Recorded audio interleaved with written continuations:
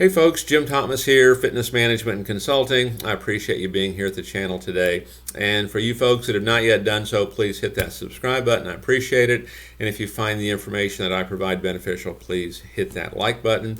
And before we jump into our topic today, I'd also comment for you guys is that if you have questions, you have comments, or if you have topics that you would like explored on future videos and on the channel here, please feel free to drop your comments below. You can email me direct. That email address is in the description box as well, or direct message me on Twitter at Jim Consultant. And who knows, perhaps your topic could be the next one that we talk about, here on the channel. So our topic for you today, it's 10 ways to deliver consistently great member service. 10 ways to deliver consistently great member service. And the thing we want to remember here, we're talking about member service, and this is going to lend itself to sales. You'll get more referrals, you'll get more former members that come back in, you're going to retain more members. This is going to really apply to everything. So it really has some good strategies on how we do this. So number one on how to consistently give great member service, know your product. Okay, know your product. Now not everybody has to have a background in kinesiology. Not everybody needs to be a personal trainer to really know the product. Here's what I would suggest for many of you, okay, that aren't that kinesiology person, that aren't that trainer. Maybe you work at the front desk. Maybe you're in membership sales. Maybe you're in Group X and you kind of know the Group X well, but the rest of it you're not quite as familiar with. Maybe you work in childcare. Here's what I suggest that everybody does. Work out in your gym. Okay, I hope that one's a given, right? But work out in your gym. And make one of your goals this. Use everything in your gym. From one time or another, use it. Use every piece of equipment. It doesn't have to be something that you use all the time, but use it. Know how it feels. Know the little ins and outs of the equipment and how it works and how you felt when you did it, because you'll be able to relate much better now to your customer when you do that. But use every piece of equipment. Take every class. If you have the wet facilities, jump in the pool, jump in the cold plunge. Use the sauna, use the steam.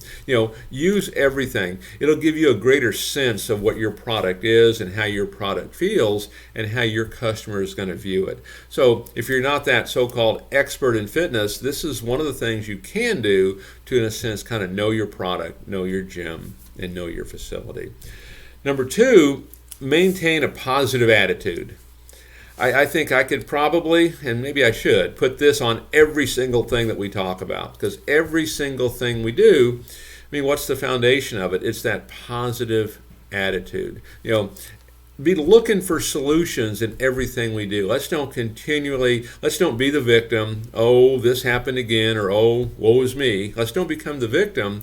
Let's constantly looking for solutions. Let's constantly be focused on what we're trying to accomplish, whether it be what our customer is trying to do or what we're trying to do. We're constantly moving forward, okay, focused on what that goal is and what our job description is. Look for solutions. Go positive. We're solving problems, providing solutions, okay. The negative simply won't work, and you can make a case that maybe this is not the right spot for you if we're constantly looking at the negative. Okay. Number two, creatively problem solve. Okay. Don't be afraid to be creative on this when we're trying to problem solve for our members. Okay. When we're problem solving and trying to be creative, here's the message I would give on this. I think when it comes to being creative, I think a lot of folks, they become afraid to make a mistake. Okay, so they don't be creative. And my whole approach on this is I'd rather you make the mistake because you were too creative. I'd rather make the mistake because you were too aggressive. I'd rather that than do nothing. Okay, or just go, well, I don't know. Okay, be creative, creatively problem solve for your customer. Like for example, say you're working customer service. This would be kind of what the gym would say. Okay, this would come from ownership, so we couldn't just do it ourselves necessarily. But somebody wanted to cancel. Okay, and amongst other things that we would do, we might say, well, Mary, are you aware that on your membership you may transfer this one time to a close friend or family member?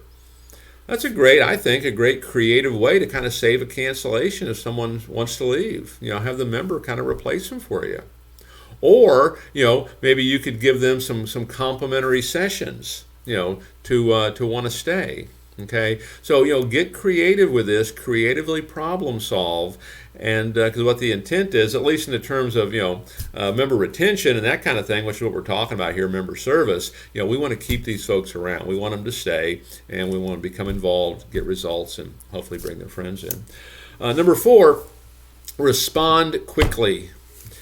Speed sells, whether it's you're actually selling or you're retaining or you're servicing or whatever we're trying to do. Speed sells. What speed tells your customer? It tells your customer that their problem is your problem. You're helping to take on what their problem is. Respond quickly. I would say this also when it comes to even the internet. Your people are communicating with you via the internet. From a selling standpoint, if you'll get back with a customer or with a lead within like 5 minutes, that person is 9 times more likely to buy from you. Because things move so quickly, they move so fast. So get in the habit of responding quickly. And I'm talking like right now. I'm talking within 5 minutes. Okay, if we can. Now, if it's a 1 o'clock in the morning kind of thing, maybe you can't. But let's get back to them quick. Let's follow up quick. It tells the customer that their problem is our problem. Number 5, personalize your service. Personalize your service.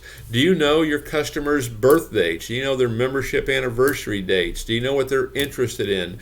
Do you know what their hobbies are? Okay, take a personal interest. This is one of the great ways you can build a sense of community, with your membership base and with your community. It's one of the great ways that you can start to build loyalty. So really personalize your service.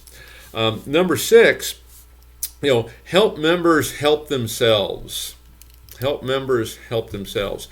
Here's what I mean. Be easy to communicate with. Okay.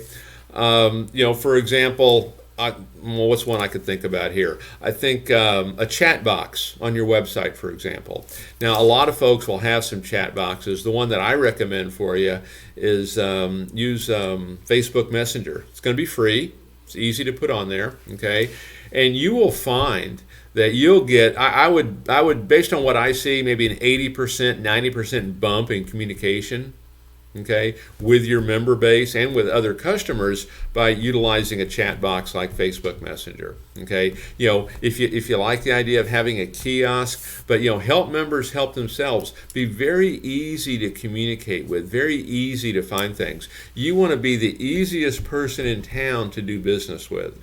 The more difficult you are to do business with, they're going to find and look for somebody else. Be easy to do business, but try the Facebook Messenger on your website. I'd recommend that for anybody. It's not going to cost you anything.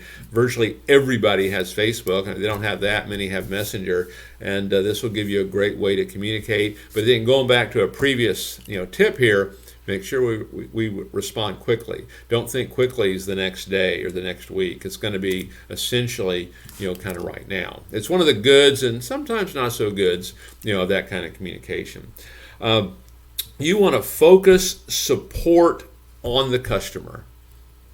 Focus support on the customer. Here's what I mean. When you're talking to your customer in person, you're talking to them on the phone, okay? You want to treat them and talk to them like they are the only person on the planet. It's tunnel vision. This is the only thing that matters. You're not trying to wave down somebody else. You're not trying to talk to somebody else. You're not going through your desk drawers looking for something. You're not trying to respond to a text message. They are the only person that matters. They are your entire world at that moment. Okay? If you're coming across as distracted or not focused on them, that's not going to lend itself to the kind of service that you're looking for. Okay. Number 8, be an active listener. Be an active listener. Here's the biggest message I can give you here is don't just be pushing your agenda. Okay, you want to get them to take a class. You want to get them to buy something. You want to get them to add a family member on, whatever it is. Okay, but don't just push your agenda. Be an active listener. Hear what they have to say, no matter what it is. If it's a complaint, who knows, they might be right. There might be something we can learn from it. So the best tip here on being an active listener, don't just be in the habit of, oh, I'm just going to push my own agenda. Okay? Because truthfully, the more we can be agreeable, the greater chance that person is going to come along with us. Number 9, I hope this one goes without saying, but keep your word. And sometimes we don't do this because we intentionally try to not keep our word. We just don't follow up sometimes. But keep your word. If you say you're going to do something, do it. If you say you're going to call them back at noon, call them back at noon. If you say you're going to be available for an appointment at 2, be available for appointment at 2. If you say you're going to get their membership canceled, get it canceled. If you say they're going to get a refund, get them a refund. Okay, whatever it is, keep your word.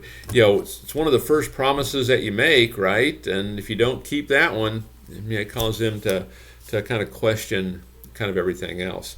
And then number 10 on different ways to consistently deliver great member service is be proactively helpful.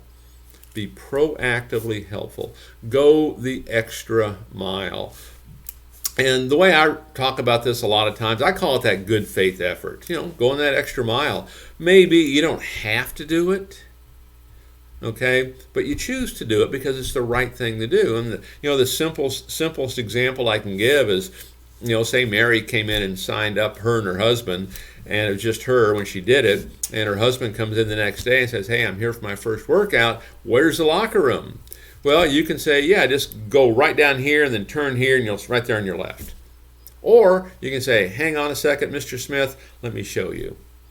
Okay, one is that second one's a good faith effort. It's going the extra mile. Okay, that's what we want to be doing. Okay, be proactively helpful with your client. So take a look at these 10 things you can do to deliver consistently great member service. We want to give super service. We want to give more than they ever bargained for. And hopefully we keep our members forever. Folks, my name is Jim Thomas. My company is Fitness Management and Consulting. Appreciate you being here today. Look forward to seeing you all in that next video.